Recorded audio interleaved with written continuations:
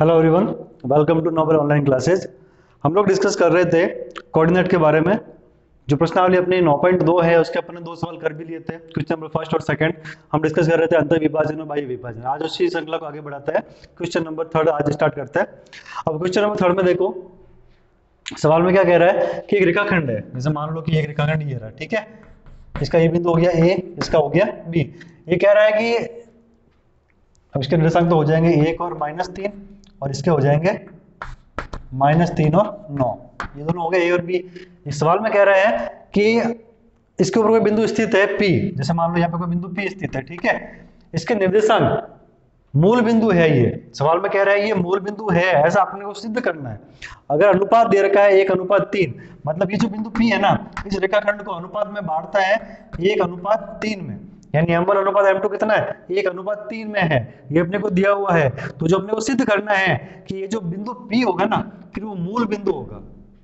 अब मूल बिंदु अपने पढ़ रखा है, मूल बिंदु का निर्देशांक हमेशा क्या होता है? 0 और 0। ये सवाल में दिया हुआ नहीं था कि मूल बिंदु का निर्देशांक 0 0 है। ये मैंने अपनी तरफ से लिखा है, क्योंकि अपने को ये अच्छे से पता है, क्लियर है एकदम, कि जो मूल बिंदु होता है उसके निर्देशांक क्या होता है? 0 और 0। ये तो क्लियर बात है। तो मूल बिंदु क्या हो जाएंगे? 0 0, ठीक है। और ये अपने को सिद्ध करना है। वैसे जनरली अपन जब बिंदु यहाँ पे रखते हैं P, तो वो क्या मानते हैं? X और Y। तो एक काम करते हैं ना, अपन X और Y का मान निकाल के देख लेते हैं कि अगर ये आता है 0 0 आ रहा है, मतलब बात सही है। तो सबसे पहले अपन क्या निकालते हैं? X की वैल्यू। फॉर्मूला भाई m1 x2 plus m2 x1 upon m1 plus m2। Formula वही रहेगा। अब मान रखो आप, देखो m1 का मान क्या है? 1 इंटू x2 कितना है? -3 प्लस m2 कितना है? 3। x1 कितना है? 1 अपॉन m1 प्लस m2, यानी 1 और 3 कितना हो गया? 4। अब देखो 1 को -3 से मल्टीप्लाई किया, कितना आएगा? -3 प्लस 3/4। अब -3 और +3 तो भाई आपस में क्या कट जाएंगे ना, तो क्या आएगा? 0/4। 0/4 क्या होता है? 0। तो भाई बात सही तो लग तो रही है यहाँ पे। क्यों? क्योंकि x का मान तो 0 आ चुका है और मूल बिंदु में x 0 होता है। करेक्ट एकदम। अब इसी कॉन्सेप्ट को साथ लेते हुए अपन अब करते हैं y का मान। y निकाल के देख लेते हैं। y1 क्या होता है? सॉरी, y क्या होता है? m1 y2। m1 कितना है? 1 इंटू y2 कितना है? 9 प्लस m2 कितना है? 3 इंटू y1 कितना है? -3 अपॉन m1 प्लस m2 कितना है? 3 और 1 4। तो 9 प्लस 3 इंटू 3 9, यानी कि -9। 9 - 9/4। 9 - 9 कितना हो जाएगा? 0/4, यानी कि 0। तो देख रहे हो आप, y का मान भी 0 आया है, x का मान भी 0 आया है। तो जब इस तरह से दोनों ही मान 0 आ रहे हैं और दोनों ही मान किसी निर्देशांक के अंदर 0 हो जाता है, x का मान भी 0 और y का मान भी 0, तो पहली बात तो वो कौन सा बिंदु होता है? मूल बिंदु। ये अपने को सिद्ध करना था। जब दोनों के मान 0 आ रहे हैं तो लिख दो यहाँ पे कि चूंकि P 0 0 है, अतः यह मूल बिंदु है। ये आपको ध्यान रखना भाई, ठीक है ना।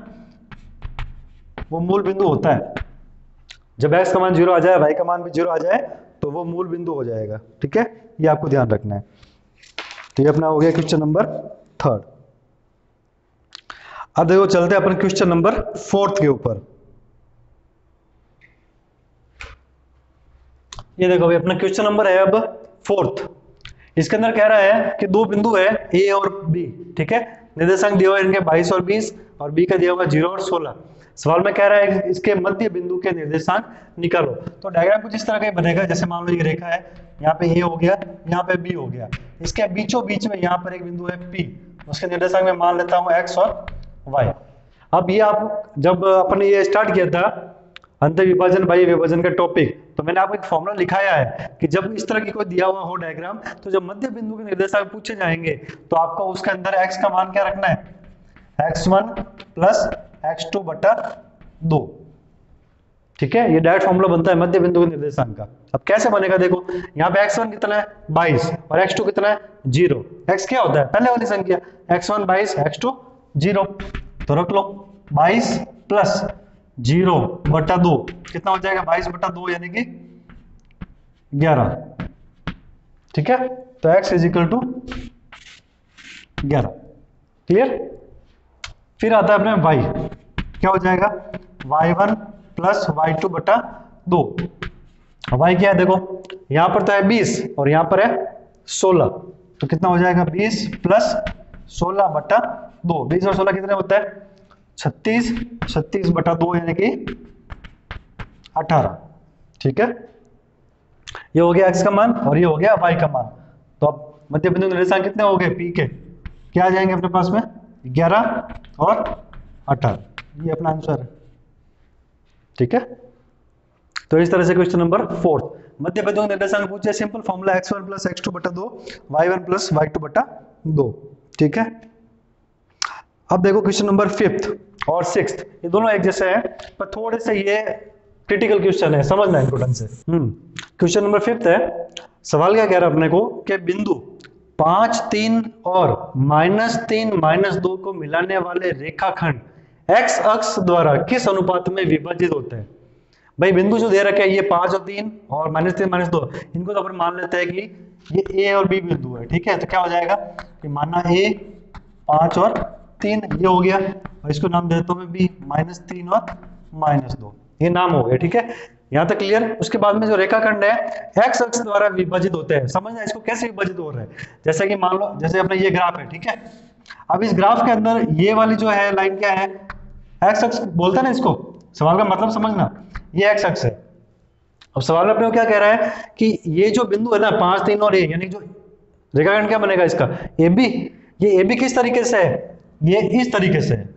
अब ये यहाँ पे हो सकती है, यहाँ हो सकती है, यहाँ हो सकती है, यहाँ पर हो सकती है, कहीं पर भी हो सकती है, लेकिन ये है किस तरीके से, U है, मतलब ये किसको काट रही है, x को काट रही है, ठीक है। और जब ये x को काट रही है और सवाल में क्या कह रहा है कि बिंदुओं 5, 3 और -3, -2 को मिलाने वाले रेखाखंड x अक्ष द्वारा किस अनुपात में विभाजित होता है। जैसे मान लो कि मैं एग्जांपल के लिए मानता हूं कि ये वाली रेखा है, ठीक है। यहाँ पे बिंदु मान लेता हूं मैं a है और यहाँ पर बिंदु मान लेता हूं मैं b है, ठीक है।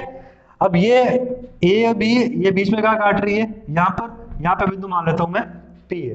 तो सवाल जो अपना कह रहा है वो ये कह रहा है कि ये जो यहाँ पे काट रही है ना, वो अनुपात की है, किस अनुपात में काट रही है, यानी a से p तक, जो अपने पहले पढ़े थे m1 m2, तो a से p तक ये तो हो जाएगा m1 और p से b तक हो जाएगा m2, लेकिन ये क्या है ये अपने को नहीं पता। तो अपने को निकालना क्या एक्चुअल में, m1 अनुपात m2, ये अपने को निकालना है, ठीक है, क्लियर। और जब भी इस तरह के सवाल आए कि अपने को m1 अनुपात m2 निकालना पड़े, तो उसका जो फिक्स पैटर्न चलता है वो क्या होगा, k अनुपात 1, क्या होगा हमेशा k अनुपात 1। ये अपने पहले पढ़ चुका है, बताया था मैंने आपको कि जब भी अनुपात पूछे और अनुपात अपने को मानना पड़े कि अनुपात क्या होगा, तो माना अनुपात बराबर k अनुपात 1। k इसके अंदर एक स्टैंडर्ड फॉर्मेट है, ठीक है ना।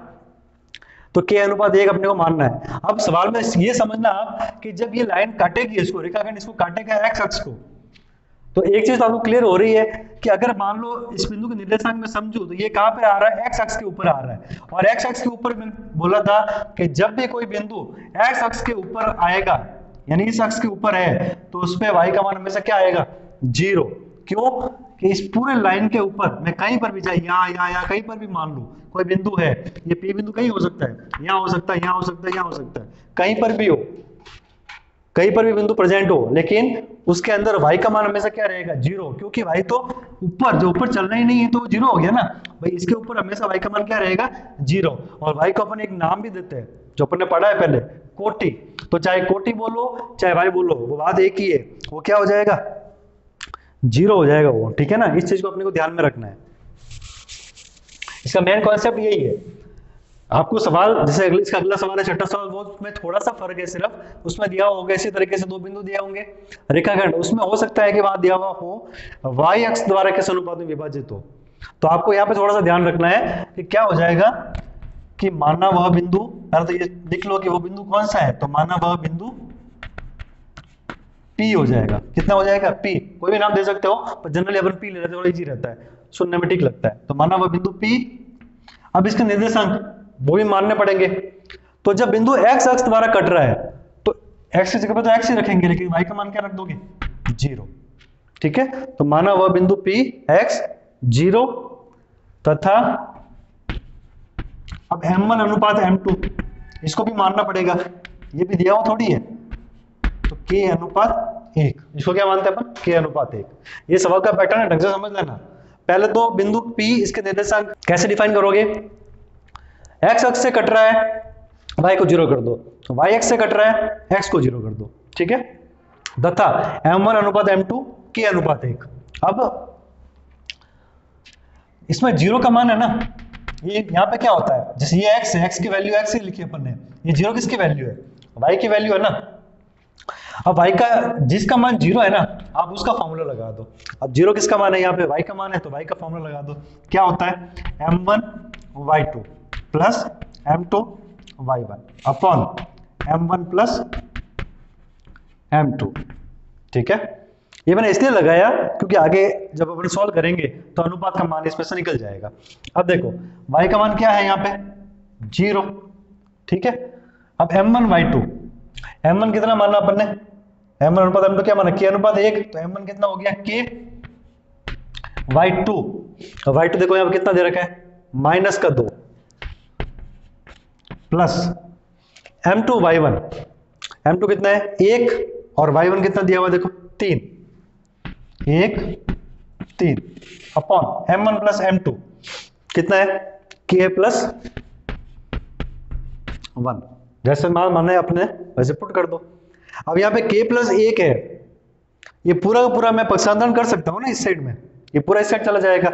अब यहाँ बट्टा में इधर आएगा तो गुणा में, फिर जब k प्लस 1 का इधर आएगा ये गुणा होगा किससे 0 से, और 0 का संख्या 0 संख्या का गुणा किसी से होता है तो वो 0 ही आ जाएगा। तो अपने पास में क्या आएगा माइनस का 2k प्लस 3 बराबर 0। अब ये 3 प्लस का उधर भेजा तो माइनस का -2 के बराबर माइनस का 3, ये माइनस से माइनस कट गया दोनों तरफ है, तो तब k 2 गुणा में उधर गया तो 3/2। अब k का मान तो अपने पास में आ गया 3/2, यही अपने को चाहिए था k, तो k का मान 3/2 है, तो k अनुपात 1 क्या हो जाएगा k/1, यानी कि 3/2, ये बट्टा 1 है तो वही 1/1, तो कितना आ जाएगा 3/2, यानी कि k अनुपात 1 अपने पास कितना आ गया 3/2, और ये अपने को पूछा था।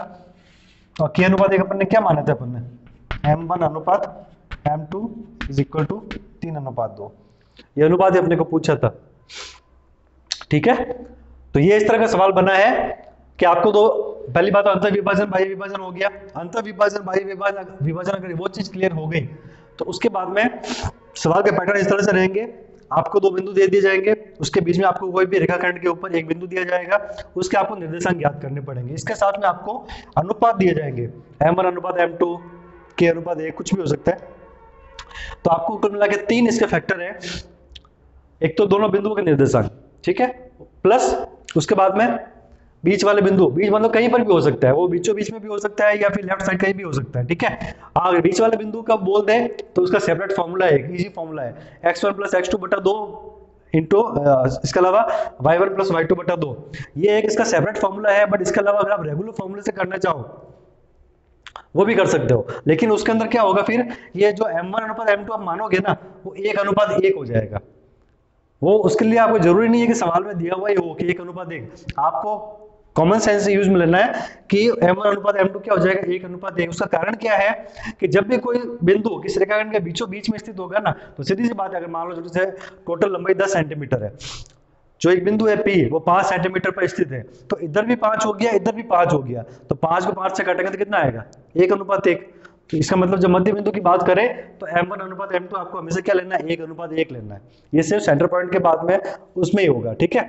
उसका बाद में जो पूछा जाएगा वो अनुपात के बारे में पूछा जाएगा, तो 3 फैक्टर आपको ये दिमाग में रखना है, इनके पैटर्न फिक्स चलेंगे, इसी तरीके से आपको आगे बढ़ना है, ठीक है। तो क्वेश्चन अब ये देखो अंतर विभाजन बाह्य विभाजन अभी तक क्लियरिफाई नहीं हुआ है कि सिलेबस में है, नए सिलेबस के अकॉर्डिंग नहीं है, लेकिन ये बेसिक नॉलेज है, अपने को पता होना चाहिए, तो इसको साथ साथ में कंटिन्यू कर देना। सवाल जब प्रैक्टिस करोगे 2-3 बार तो इसी वे में हो जाएंगे, कोई भरोसा नहीं एग्जाम में आ भी सकता है, तो आप उसी हिसाब से अपनी प्रिपरेशन रखो, इसको सॉल्व करो, ठीक है। तो 9.2 के 5 सवाल तक अपन ने कर लिए, बाकी के सवाल अपन कल कंटिन्यू करेंगे।